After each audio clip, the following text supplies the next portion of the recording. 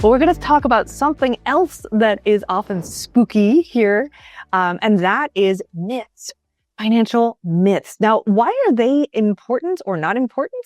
Well, if you think about it, myths can cause fear and poor choices. So if you're operating under an assumption or a belief that may or may not have a real foundation, that can lead you to poor choices. So it's really important to unmask these retirement myths and know that knowledge is power.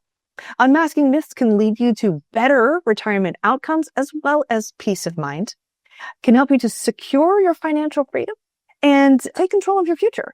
So this is a really important short and sweet topic that we're going to go through today. So let's go to unmasking these myths. Myth number 1, your expenses will decrease when you retire. This is a common assumption, but I don't know about that. I'm going to challenge that. It depends. What are you going to do? A lot of people don't take the time to consider this when they're thinking about the retirement. They're just thinking about what they're going to leave behind. Oh, wow, I won't have to go to work in the morning, or I won't have to deal with such and so coworker. Well, it's important to think about what you're going to do rather than what you're leaving. In terms of expenses, some expenses may decrease, may go away. Think about things like your daily commute or clothing or lunches out with colleagues, all those kind of work-related expenses. Sure, they're going to decrease.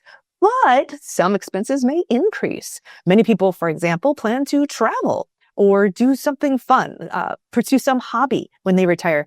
Those could actually increase your expenses. So it depends. And then don't forget healthcare. Oftentimes, as we're going to see here, healthcare expenses increase later in life. So there's a balancing act to play there. And you need to understand how your spending may evolve over time. They call this the retirement spending smile in financial circles. And whether or not you follow this exactly, it's an interesting idea that the retirement comes in 3 different segments. So first is the go-go years, is what they call them. Those active years right after you retire. You just have all this energy. You're going to have that active lifestyle, probably higher spending, possibly. If you're going to travel or pursue some type of hobby, maybe it would increase your spending a little bit. Then you get into the slow go years, where perhaps a little bit later in life, you have reduced activity. Maybe you're not running around quite so much. And that's where the spending often becomes more moderate.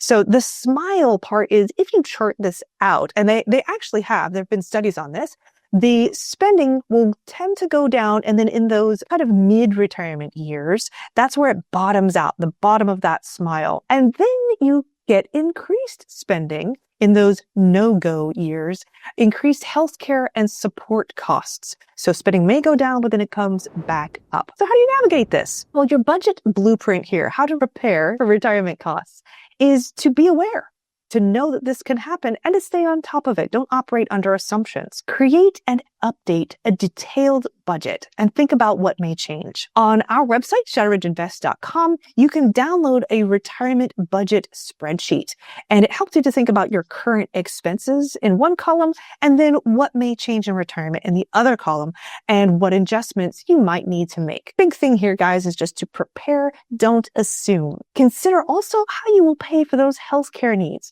Sometimes that involves insurance. Sometimes people choose to self-insure, but just being aware of what that might look like for you. And finally, because we don't know exactly what that might look like, build in flexibility and maintain an emergency savings bucket. Just because you aren't working anymore doesn't mean that you could do away with that emergency savings account. In fact, it probably becomes more important. So make sure that you still have that. I'm told by retirees all the time that is their peace of mind. Let's move on to myth number 2. Myth unmasked. Taxes will disappear when you retire. Oh my goodness. I hope you don't think this. Taxes still impact retirement income. Think first off, even if you were just living on Social Security and not investments at all, Social Security is taxed up to 85% of your Social Security benefit, depending on what your income is. So taxes definitely don't disappear when you retire. Something else that sometimes surprises people unpleasantly is IRMA. It is the income-related monthly adjustment amount. And that mouthful just means that there can be an additional charge added to your monthly Medicare Part B and D premiums if your income is above a certain threshold. A lot of people don't see this, but some people do. And it's always an unpleasant surprise. So be aware that that can happen. Also know about withdrawals from tax deferred plans. Sometimes people think, well, I got a tax break when I was putting money into my employer plan, 401k, IRA, what have you. So great, I'm going to go along and I'm going to spend that in my retirement. And they don't realize, well, the government's going to get their tax money eventually. So in those types of plans, the taxes come out when the money comes out. So you need to plan for that. And finally, a lot of retirees' bane of existence, they don't like it.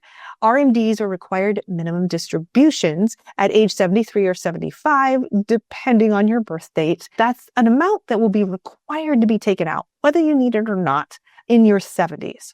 And that amount is taxed. That's only on tax deferred accounts. So there are lots of bits and pieces to navigate here.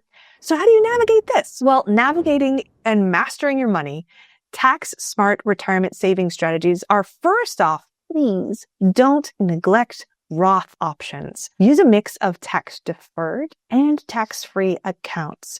Many, many times retirees come to the point where they are taking money out of a tax deferred account and are surprised by the level of taxation. And they say, why didn't I put money into a Roth in my working years? And it's very often because you don't get that tax deferral right away in the moment. And the tax-free benefit of a Roth is kind of far off in the future. Well, please don't neglect that. Roths are so powerful in retirement. So use a mix of both tax deferred and tax-free when you're in your working years. Plan your withdrawals wisely. We've gone through how different things can affect it and put you in a tax situation you might not want to be in. So just develop a tax-aware savings and withdrawal plan. And if you have multiple accounts, know, are they taxed differently? Be aware and know which one you should be taking out of at what time in that retirement spending smile. Finally, guys, tax laws keep changing. Oh my goodness. We had a huge change earlier this year. So consider working with a professional like a CPA or a CFP that can help you navigate new laws as they come out. Final myth here, myth number 3, unmasked. You need $1 million nest egg to retire. Hear this more often than you might think, is that, I can't retire, Laura, because my investments aren't $1 million yet. Well, as we've seen, it's about income needs, not a magic number. So retirement costs depend on your lifestyle. What are you going to do? Sometimes that $1 million figure is quite misleading. Know how your retirement income is generated. How will you get money in retirement? And how is that taxed? How does that come to you? So, for example, if you had 100% of your retirement in a Roth, it's not taxed when you take the money out, you won't need as much in that nest egg because you basically prepaid your taxes. So you might not need that $1 million nest egg if you were in that type of situation. Conversely, if your retirement income was coming from a defined pension or Social Security, you may not need the $1 million in investments because you've already got income from a different type of source. So you might still want some investments, but it might not be that high. On the other side of things, depending on what you want to do, maybe you need more than $1 million to fund the kind of lifestyle you envision. So do the math and figure out what that means to you. Don't just go off a flat $1 million assumption. How do you tailor your plan and calculate what retirement means for you? Well, focus on those actual income needs. As I said, do the retirement budget exercise first to get a feel for what you actually will need once you retire. Map out a practical and personalized strategy. Don't just go by general assumptions. And ask yourself or your advisor, where is the money coming from? What factors can make that go up? And what factors could make that go down? And what would you do to pivot in either case? Reevaluate and readjust annually as needed. It's not a set it and forget it in retirement. It needs to adjust and move with you and your lifestyle. Finally, in summary, no more spooks. We've now unmasked 3 big retirement myths. Action steps that you can take to have a confident retirement. We just talked about today. 1, create a retirement budget and update that annually. 2, plan for taxes both now and in retirement. 3, identify your retirement income sources and learn how they work. And finally, partner with an expert like Shadow Ridge, for guidance and peace of mind to help you navigate those changes both now and in retirement. Hope this was helpful today and that you are no longer spooked by these retirement myths.